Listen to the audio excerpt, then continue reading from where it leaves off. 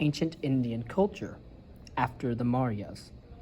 After Asoka's death in 232 BCE, the Mauryan Empire began to decline. In 183 BCE, the last Mauryan ruler was overthrown by one of his military commanders, and India reverted to disunity. A number of kingdoms, some of them perhaps influenced by the memory of the Alexandrian conquests, arose along the fringes of the subcontinent in Bactria, known today as Afghanistan. In the 1st century CE, Indo-European speaking peoples, fleeing from the nomadic Xiongnu warriors in Central Asia, seized power in the area and proclaimed the new Kushan kingdom. For the next 2 centuries, the Kushans extended their political sway over northern India as far as the central Ganges Valley, while other kingdoms scuffled for predominance elsewhere on the subcontinent. India would not see unity again for another 500 years. Several reasons for India's failure to maintain a unified empire have been proposed. Some historians suggest that a decline in regional trade during the first millennium CE may have contributed to the growth of small land-based kingdoms, which drew their primary income from agriculture. The tenacity of the Aryan tradition, with its emphasis on tribal rivalries, may also have contributed.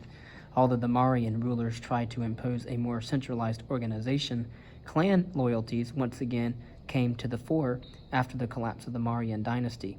Furthermore, the behavior of the ruling class was characterized by what Indians call the rule of the fishes, which glorified warfare as the natural activity of the king and the aristocracy.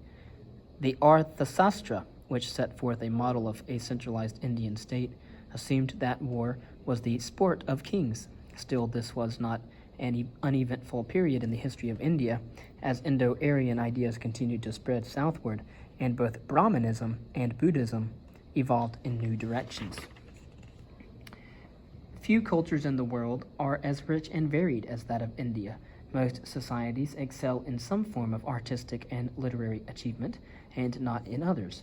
But India has produced great works in almost all fields of cultural endeavor: art and sculpture, science, architecture, literature, and music. The earliest known Indian literature consists of the 4 Vedas, which were passed down orally from generation to generation until they were finally written down after the Aryans arrived in India. The Rig Veda dates from the 2nd millennium BCE. And I'm sorry, I forgot Mr. Elmore was out today. Yes. I'm just going to leave that on his desk because I had some extras that he can use. And I'm next door to Miss Clark. Glad to have you. Hi, good to meet you, Mr. Harney. I've subbed for Mr. Moody and Mr. Townsend, and Okay. I'm everywhere. So Well, we appreciate it. you next door? I'm next door. Okay. What do you teach?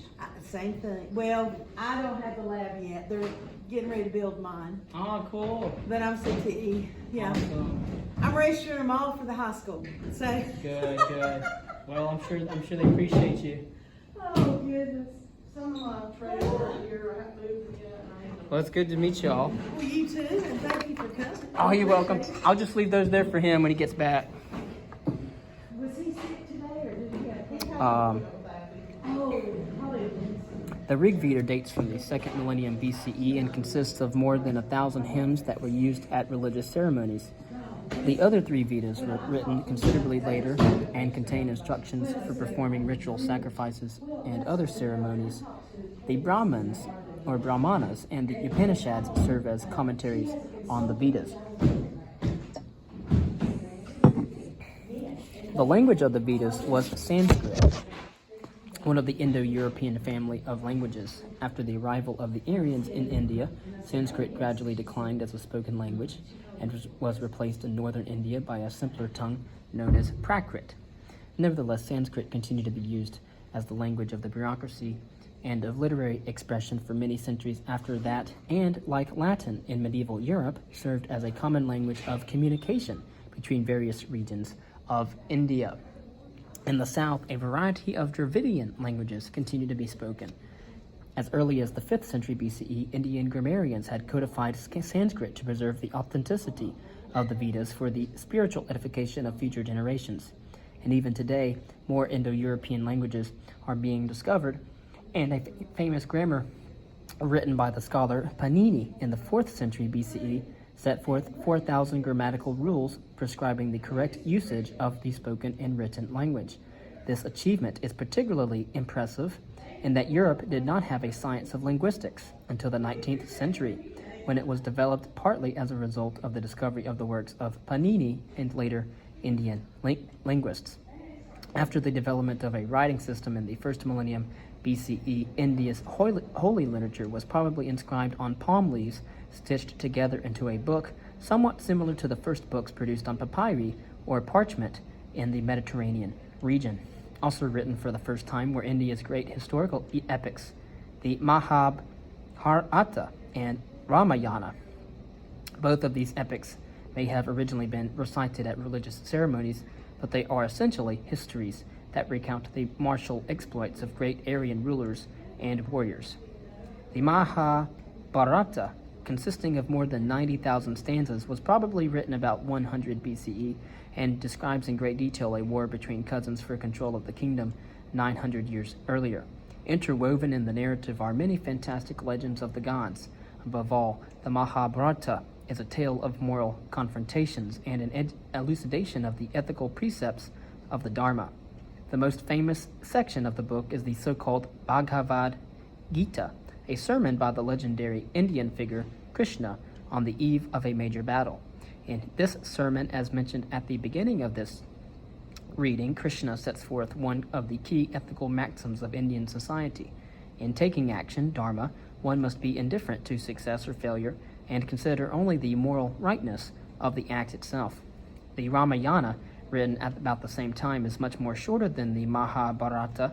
It is an account of a semi-legendary ruler named Rama, who, as a result of a palace intrigue, is banished from the kingdom and forced to live as a hermit in the forest.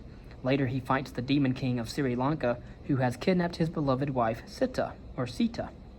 Like the Mahabharata, the Ramayana is strongly imbued with religious and moral significance.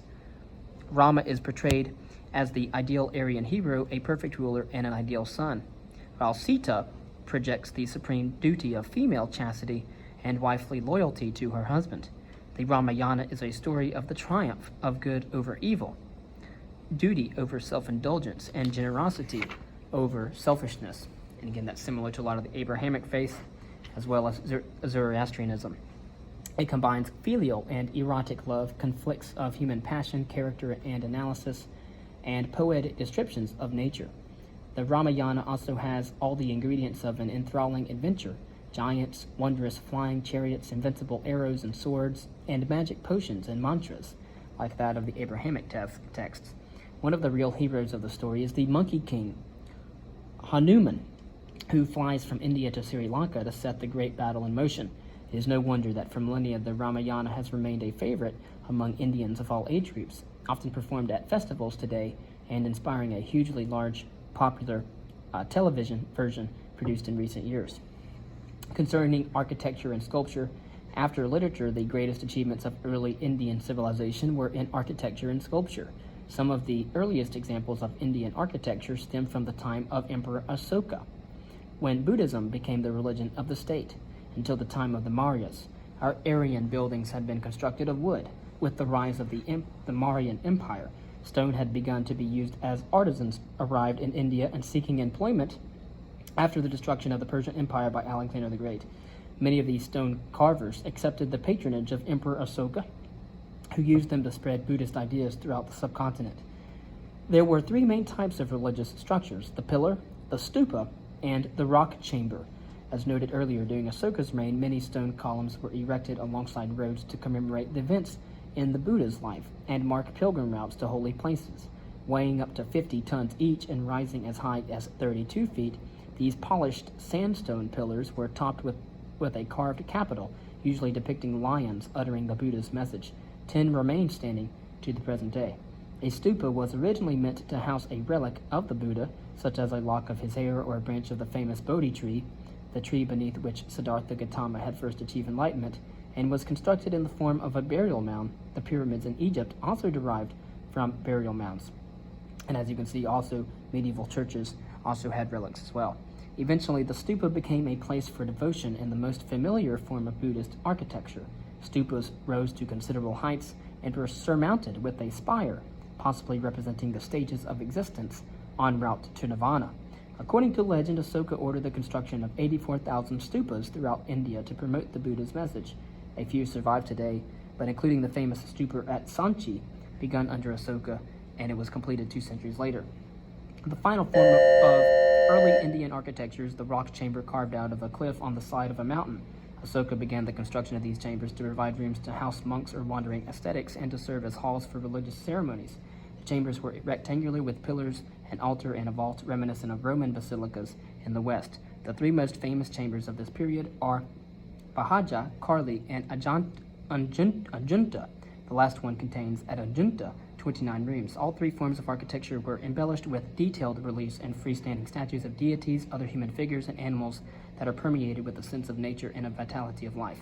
Many reflect the amalgamation of popular and sacred themes of Buddhist, Vedic, and pre-Aryan religious motifs, such as male and female earth spirits.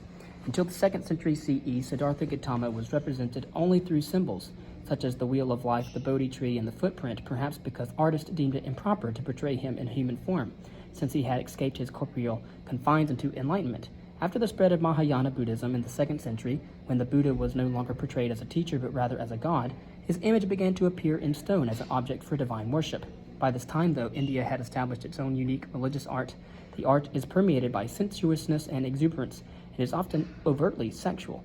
These scenes are meant to express otherworldly delights, not the pleasures of this world. The sensuous paradise that adorned the religious art of ancient India represented salvation and fulfillment for the ordinary Indian. Our knowledge of Indian science is limited by the paucity of written sources, but it is evident that ancient Indians had amassed an impressive amount of scientific knowledge in a number of areas. Especially notable was their work in mathematics, where they devised the numerical system that we know as Arabic numbers, and used today, and in astronomy, where they charted the movements of the heavenly bodies and recognized the spherical nature of the earth at an early date. Their ideas of physics were similar to those of the Greeks. Matter was divided into 5 elements of earth, air, fire, water, and ether. Many of their technological achievements are impressive, notably the quality of their textiles and massive stone pillars erected during the reign of Asoka. As noted, the pillars weighed up to 50 tons each and were transported many miles to their final destination.